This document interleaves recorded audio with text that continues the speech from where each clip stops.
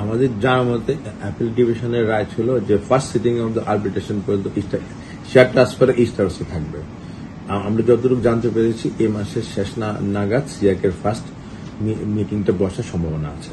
তাহলে যদি ফার্স্ট মিটিংটা হয় তাহলে কিন্তু ওই দিন থেকে কিন্তু আর শেয়ার ট্রান্সফার ইস্টারসে থাকবে না। আর যদি না থাকে তাহলে ওই ক্ষেত্রে চাইনিজ কোম্পানির যে এগ্রিমেন্ট অনুযায়ী যে শেয়ার ট্রান্সফারটা ছিল ওইটা শুরু হয়ে যাবে। আর তার প্রেক্ষিতে যে চাইনিজ লেন্ডার এক্সিম ব্যাংক ওরা হয়তো আমরা আশা করছি আবার ফাইন্যান্স শুরু করবে। ফাইন্যান্স শুরু করলে প্রজেক্টের পরবর্তী কাজ শুরু হবে।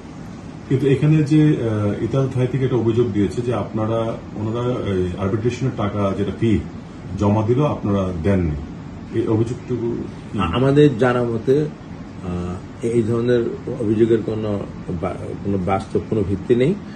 দোনো পার্টি বিভিন্ন ধরনের করেসপন্ডেন্স করে লেটার অফ আরবিট্রেশনের পর ওনারা আমাদের তরফ থেকেও ইংলিশ ল ফার্ম আরবিট্রেশনের লেটার এগেইনস্ট ওদেরকে রিপ্লাই দিয়েছে এবং সমস্ত কিছু এগিয়ে যাচ্ছে।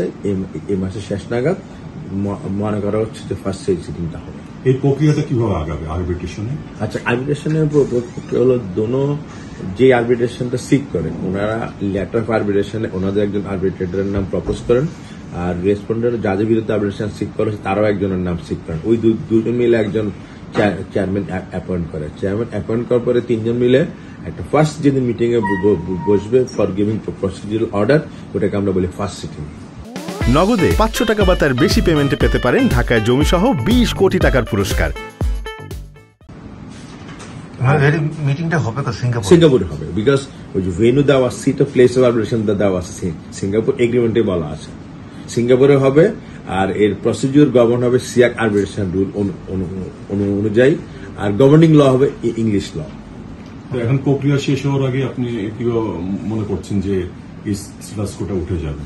বিকজ অ্যাপ্লিকেশন রায় আছে যে ফার্স্ট সিটিং হওয়া পর্যন্ত স্ট্যাটাসকো কন্টিনিউ করবে। তাহলে ফার্স্ট সিটিং হয়ে গেলে অটোমেটিক্যালি স্ট্যাটাসকোটা ভ্যাকেট হয়ে যাবে। আচ্ছা, তাহলে আপনাদের আশা যে জুলাই থেকে আবার কাজ শুরু হয়ে যাবে, সাবজেক্ট টু যে চাইনিজ কোম্পানি যে লেন্ডার যদি ফান্ড আবার দেওয়া শুরু করে তাহলে জুলাই থেকে কাজ শুরু হয়ে যাবে। আচ্ছা, কিন্তু ওরা ইতাল থাই তো কি পদক্ষেপ নিয়েছে? এখানে ইতাল থাই যদি চায় ওনারা জানেন, ওনারা আরবিট্রেশনে গিয়ে ওনাদের রিলিফ চাইতে হলে ওখানে গিয়ে ওনারা রিলিফ চাইতে পারেন।